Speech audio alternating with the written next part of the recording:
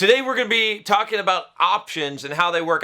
I've gotten a lot of questions about options trading. I did this video, how I made like 40 something thousand on Tesla stock, okay, on Tesla options, and I really did do this year. So I'm going to try to explain this without going through the whole process of putting you through spreadsheets and charts. I'm going to give you kind of the simple of how options work. What is an option? An option, in very simple terms, is exactly what it sounds like. It is an option. It gives you the optionality, the option to do something, to perform some kind of action. So to buy or sell something. You can have options on real estate, okay? You can have options on just about anything that you want. It's just some kind of contract where you're basically paying some amount of money in order to have the option to do something in the future with some kind of expiration on the date, or maybe there's no expiration on it. For example, let's say that I wanted to sell my car, okay? And let's say that let's say you want to buy my car, okay? And let's say that you weren't sure if you wanted to buy my car.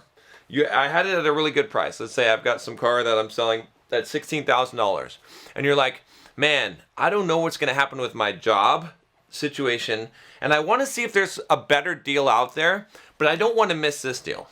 So what if you came to me and you offered me, and you said, will you sell me an option to buy your car for the $16,000 within the next 2 months, and I will pay you $500 cash for that option whether I take it or not?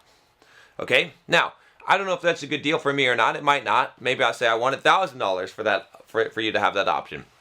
Regardless, that would be an option, a basic option. So maybe you pay me $500, I get $500 no matter what happens, okay? But what you're doing with that $500 is you're securing the option for 2 months. You're locking up the car. You have the option. You can buy it or not. You can exercise the option if you want and buy the car for this price of $16,000, or you can choose to not exercise the option and just let the option expire. After 2 months, I would still keep the $500 and I could, sell the car to someone else. That is the basics of an option. We could flip that the other way. That is the basics of a call and a put option. And that's exactly how it works in the stock market for the most part, right? At least conceptually. Conceptually, in the stock market, when you're trading options, okay, because normally you trade a stock, right? Normally, the way people invest in the stock market, most people, is they buy a stock, and they buy it for like $100 a share, and they buy 10 shares, so they spend $1,000, let's say, okay? And if it goes up, they make money, right? If that $100 stock goes up $10, they've made $10 per share. If they have 10 shares, they've made $100. Pretty simple math there. If it goes down to $90 and they have 10 shares, 10 times 10, 100, they lose $100. That's a pretty simple way of investing. But the way that options work in the stock market is, let's say the first type of option is called a call option. It's the same exact scenario that I just told you with the car, okay? So with a call option, what am I going to do? So this is what I'm going to do. I'm going to, let's say that I want to buy that stock that's $100, okay? Instead of me actually buying and owning the stock, I'm going to use leverage. Okay, and what I'm going to do is maybe I'm going to pay, okay, instead of paying $100 times 10 for 10 shares of this, right? Maybe what I'm going to do, okay, is I'm going to pay, instead of paying $1,000 for 10 shares, I'm going to pay $1,000 for an option, okay, an option to buy the stock at $100 within 2 months. It expires in 2 months. For $100, and I'm going to pay $1,000 for that option to buy 100 shares of the stock. I've got the option to buy it. I don't have to buy the stock. Okay, so that option has its own value. It's worth something, right? The market there's a whole equation, the Black-Scholes equation that they use to predict what an option is priced at, and there's a lot of complication around delta and gamma and whatnot, and options are priced essentially based on a bunch of variables. But you don't need to know that. You just need to, at least for now, you just need to understand that you could buy an option, right? And that's what I did with the Tesla stock before, right? Is I bought this option to buy it at a certain price. Now, here's the benefit. If you have an option, what we call a call option, that $100 stock, let's say it went up $10, okay? Now, if I'm controlling 100 shares of that stock, I can exercise that option, okay? And I can buy 100 shares of the stock. Remember, before I was only buying 10 with my $1,000, but now I have that option. And if I've made $10 per share, right? If it's gone up $10 per share and I have 100 shares, now instead of making $100, right? What am I making? I'm making $1,000, right? So I'm making 100% return on my $1,000. If it goes up, there's no limit, right, on this. It's an unbounded upside. If that stock keeps going up in that 2-month time frame, I can sell that option, or I can wait till the last minute to sell that option, and I can get that money. I can either sell the option or I can exercise the option, because the value of the option will go up as well, that call option. Okay, so I can get that money, and I'm using that power of leverage. You see what I'm saying? But here's the thing. I don't have to buy the stock. I don't even control the stock. I just have the option. I have an option contract on that stock. And so if the price stays the same, guess what happens? I lose my $1,000. I'm going to pay the $1,000 no matter what for the option, just like we did with the car. Okay? If the stock goes down, do I lose any money? Question for you. What do you think? The answer is that I only lose $1,000 because I paid the $1,000 for the option. The stock could drop down to zero and I don't lose more.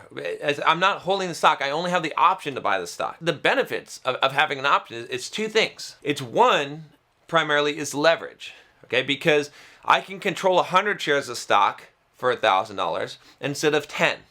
Okay, leverage can be good and bad. It can hurt you, but and you're going to absolutely lose that $1,000 if it doesn't go up. The second thing that it's going to do is it's going to cap your downside. You're going to have unbounded upsides in this case, but it's going to cap your downside. Again, the most that you're going to lose out of this deal, this particular deal, is $1,000. You cannot lose more money, but you can gain an infinite amount of money. You've capped the downside, but you've got unbounded upsides. You might say, well, why doesn't everyone just use options instead of buying the stock? Because if you buy a stock and hold the stock, okay, if it goes up, you make money. If it goes down, you can lose money. If it stays the same, nothing happens, okay?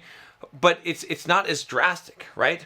If you buy an option on that stock, right, and you expect it to go up and it does not go up, you lose all the money you invested, 100% loss of all the money that you've invested on that. That's the power of leverage. It's also the penalty of leverage. Okay, so that's a call option. Now, how do you think a put option works based on this? If you thought about that car example, go ahead and, if you want to really internalize this for you, pause the video right now and think about how the put option would work on that same exact stock.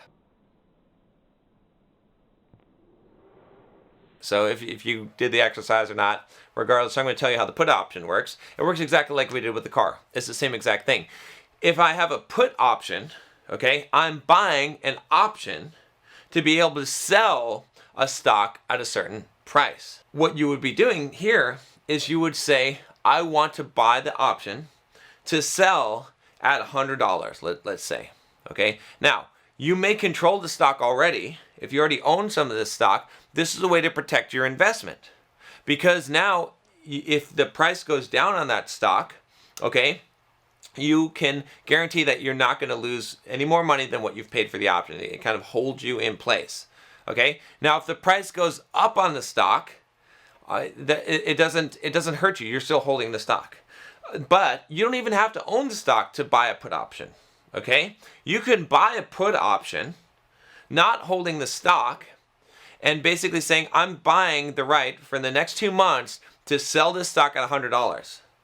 Okay. Now, guess what happens if you're holding that option and the stock drops down to, let's say, $50 because you think it's going to go down?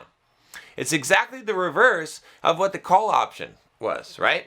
Now what's going to happen is, let's say that a month goes by and it drops by $50. So the stock is $50. Now, what you could do is you could buy up as much of that stock as you have an option for. Let's say you have an option for 100 to sell 100 shares at $100. Now you could buy for $50 100 shares, okay? And you could take that 100 shares and you could exercise that option and you could sell those 100 shares, okay, for $100, locking in a $50 per share profit, right? So you'd make $5,000 in that case, right? $50 per share that you'd make on that. So that's the value of that option. In the case of a call option, when we bought a call option, we made money when the stock went up, okay? We lost our option price if it stayed the same or if it went down, but we only lost that. In the case of the put option, it's the exact opposite. We make money if the stock goes down because we can buy it at a cheaper price, okay, technically,